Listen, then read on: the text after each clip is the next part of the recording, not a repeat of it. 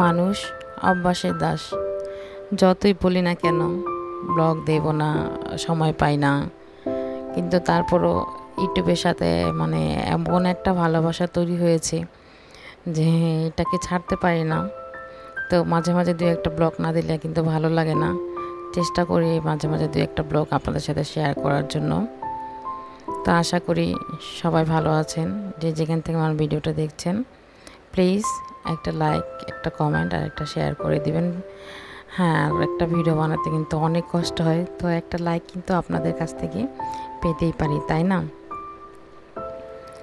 তো আবারও স্বাগত জানাচ্ছি নিপাস ডায়েরি চ্যানেলে। তো আমার চ্যানেলের নামটা ছিল লোবাস ব্লগ অ্যান্ড কিচেন, তো আমি চ্যানেলের নামটা চেঞ্জ করেছি। তো নামটা একটু বড় হয়ে যায়, তাই নামটা চেঞ্জ করে ফেললাম। এদিকে দেখতে পারলেন যে সবজি কাটাকাটি করছিলাম, দুপুরে রান্নাবান্না আয়োজন করছি। আর এদিকে একজনের গাছ থেকে আর কি টাটকা মরিচ, কাঁচা আম, টমেটো দিয়ে গেল। তো ওগুলি অনেক ফ্রেশ ছিল, দেখতে একটু ভালো লাগছিল, ভাবলাম একটু ভিডিও করে রাখি। কাঁচা আম দিয়ে কিন্তু আম ডাল খেতে ভীষণ ভালো লাগে। কার কার খেতে ভালো লাগে কাঁচা আম দিয়ে ডাল, কমেন্ট করে অবশ্যই জানাবেন। আর এই যে ফ্রেশ টমেটোগুলো দেখছেন, এইগুলো দিয়ে কিন্তু টমেটো টক রান্না করলেও ভীষণ ভালো লাগে। আর এই যে ঝাল ঝাল মরিচ, তারপরে এগুলিকে কী বলে, তাল মরিচ বলে। আর আমাদের বিক্রমপুর এলাকায় এটাকে কৃষ্ণচূড়া মরিচও বলে, আর নাগা মরিচ। তো এই ছিল আজকের বাজার না আর কি, গিফট একজন আর কি পাঠিয়েছে আমাদের বাড়িতে।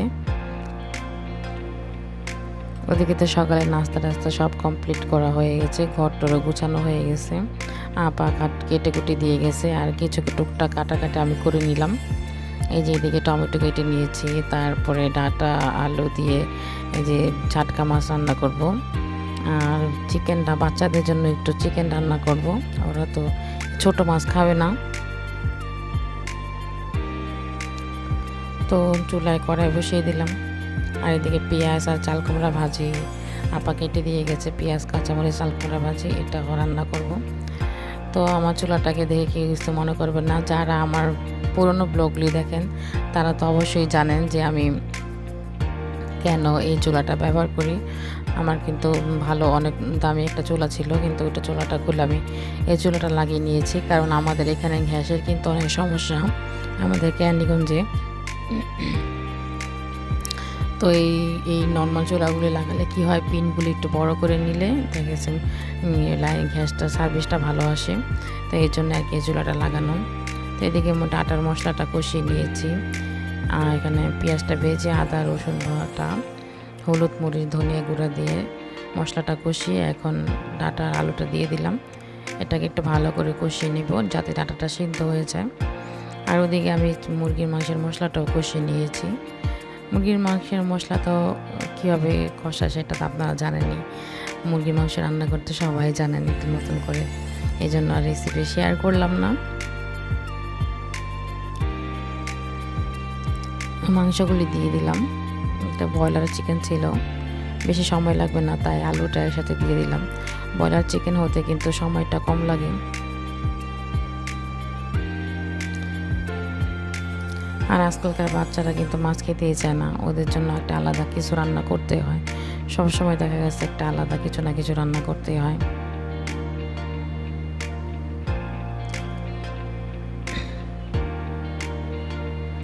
এখন আমি চিকেনটা ঢেকে দেব, চিকেনটাকে ভালোভাবে কষিয়ে নেব। দেখে চিকেনটা আমার কষানো হয়ে গেছে, আমি সামান্য একটু পানি দেব, একটু ঝোল ঝোল রাখবো। আর এদিকে ডাঁটা আলুটা কষানো হয়ে গেছে, এখন আমি ঝোলের পানি দিয়ে মাছটা দিয়ে দেব।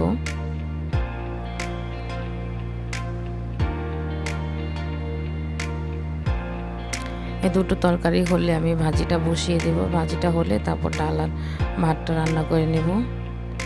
আর এখন তো বাচ্চাদের স্কুল বন্ধ ছিল, মানে যখন এই ব্লগটা যখন মানে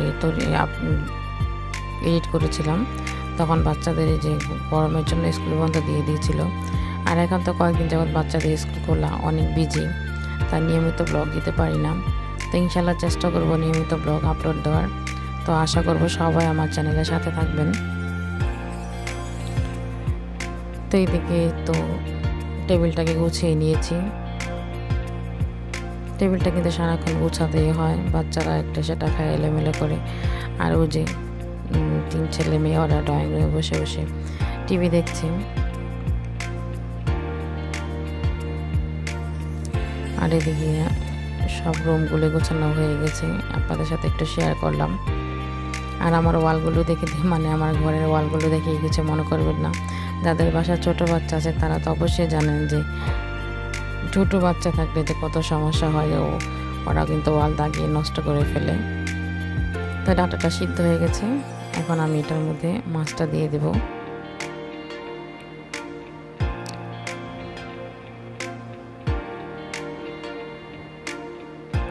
আর এই মাছটা কিন্তু ভেজেও রান্না করা যায়, আবার এভাবে কাঁচাও রান্না করা যায়। যেহেতু ঝাটকা ইলিশের একটা ঘ্রাণ আসে, তো ইলিশ মাছ কিন্তু কাঁচা রান্না করা যায়। তা আমি আজকের ভিডিওটা এই পর্যন্তই। সবাই ভালো থাকবেন, সুস্থ থাকবেন।